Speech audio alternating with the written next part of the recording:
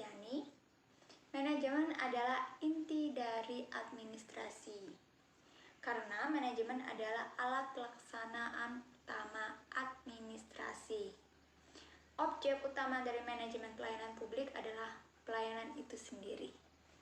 Jadi, manajemen pelayanan publik adalah manajemen proses, yaitu sisi manajemen yang mengatur dan mengendalikan proses layanan agar mekanisme kegiatan pelayanan dapat berjalan dengan tertib, lancar, tepat sasaran, serta memuaskan bagi yang dilayani atau pihak yang dilayani. Nah, udah tahu kan aku mau ngapain hari ini? Jadi, hari ini aku akan menjelaskan salah satu penerapan manajemen pelayanan publik dari wawancaraku kemarin pada tanggal 21 Mei 2021 di Perpustakaan SMA Negeri 1 Taman.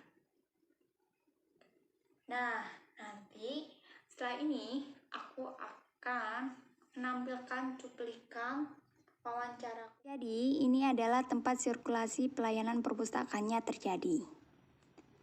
Nah, untuk mekanisme pelayanannya sendiri, siswa diharuskan memiliki kartu anggota yang nantinya diinput ke sistem SLIMS oleh staf perpustakaan untuk meminjam buku di luar pelajaran seperti novel, ensiklopedia, dan sebagainya. Dan untuk buku paketnya sendiri, ada form yang diisi siswa nantinya dari nama, nomor absen, kelas, judul buku, mata pelajaran, penerbit, pengarang.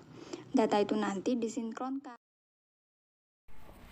Baik, saat ini saya bersama Kak Ferninda sebagai staf perpustakaan SMA Negeri 1 Taman. Selamat pagi, Kak. Saya akan mengajukan beberapa pertanyaan tentang pelayanan publik di perpustakaan. Pertanyaan pertama, bagaimana prosedur pelayanan perpustakaan SMA Negeri 1 Taman sendiri, Kak? Kalau selama pandemi ini biasanya kan berhubung karena anak-anaknya libur ya, mungkin karena ada beberapa juga anak yang kesini untuk perlu ada ujian atau apa mungkin kesini, jadi nggak seberapa banyak berkelompok. Dia masuk seperti biasa, terus cuci tangan sebelumnya, terus untuk membaca ya di sini. Cuman kalau selama masa pandemi ini memang tidak diperbolehkan untuk dibawa pulang bukunya. Jadi ya sementara harus dibaca di sini aja, karena kan khawatirnya nanti malah ada yang hal-hal yang tidak diinginkan kan, seperti mungkin dibawa pulang atau gimana gitu. Jadi sementara seperti itu. Kalau misalkan ada yang rame ya biasanya maksimal 8 orang masuk ke sini. Tentunya dengan protokol kesehatan, masker, terus cuci tangan seperti biasa, terus berjarak, tidak bergerombol. Terus waktunya juga tidak lama prosedurnya, jadi mungkin masuk itu jam 8 sampai jam 12. Tapi kalau dulu sebelum pandemi ya biasanya sesuai dengan jadwal sekolah, jam 6:30 sudah buka sampai jam 3 biasanya tutupnya. Terus untuk prosedurnya ya seperti biasa juga sebelum pandemi dulu, boleh kesini untuk membaca, meminjam buku, sirkulasi, peminjaman, pengembalian.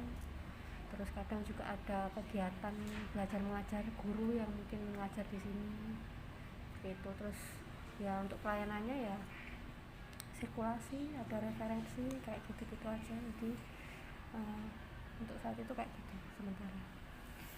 Apakah ada inovasi dari pelayanan seperti pembuatan website online perpustakaan seperti selama itu, Kak? pandemi? Iya.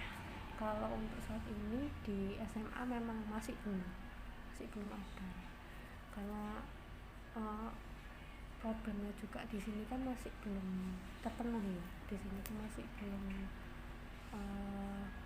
istilahnya pengorganisasiannya, terus mungkin struktur pegawainya juga masih kurang kan di sini kalau menurut saya. Jadi kepala perpustakaannya pun juga masih belum ada yang pasti, karena sering rolling, sering ganti. Karena biasanya kan memang seharusnya harus ada yang lulusan dari tenaga perpustakaan sendiri gitu kan. Jadi untuk sementara masih belum ada pelayanan khusus selama pandemi yang dibikin atau yang dibuat. Jadi sementara ya memang kalau anak-anak memang butuh untuk meminjam buku untuk ujian atau apa ya datang ke sini. Cuman memang ya itu tadi tidak diperbolehkan bergerombol, mungkin ya hanya yang memang perlu-perlu saja seperti itu. Jadi masih belum ada inovasi-inovasi khusus karena juga masih banyak juga yang perlu dibenahi. Jadi lebih fokus ke yang masih kurang-kurang aja di sini, di perbenahan untuk mungkin masalah buku-bukunya, buku paket atau apa gitu. Untuk saat ini seperti itu. Oke, aku mau menambahkan mekanisme pelayanan di perpustakaan. Jadi di perpustakaan ada peraturan peminjaman. Jadi peminjaman itu maksimal 1 minggu dengan 2 kali pemanjangan peminjaman. Nah, kalau terlambat mengembalikan akan didenda 200 atau 300 rupiah ya teman-teman. Terus gimana tentang penyaluran informasinya di masa pandemi? Nah, jadi penyaluran informasinya itu melalui humas sekolah.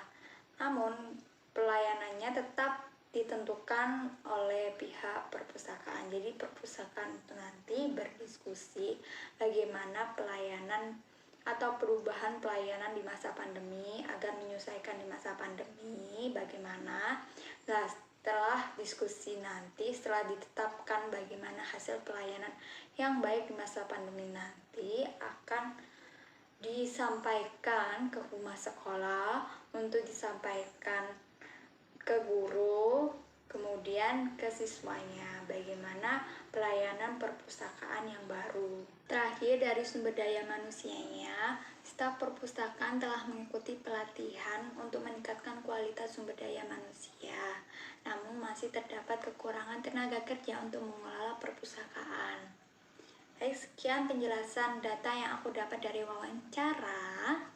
Terima kasih kepada Kak Fernanda dan SMA Negeri 1 Taman atas waktunya dan kesempatan wawancaranya. Apabila ada salah kata, mohon maaf dan mohon sarannya untuk perbaikan di masa depan. Wassalamualaikum warahmatullahi wabarakatuh.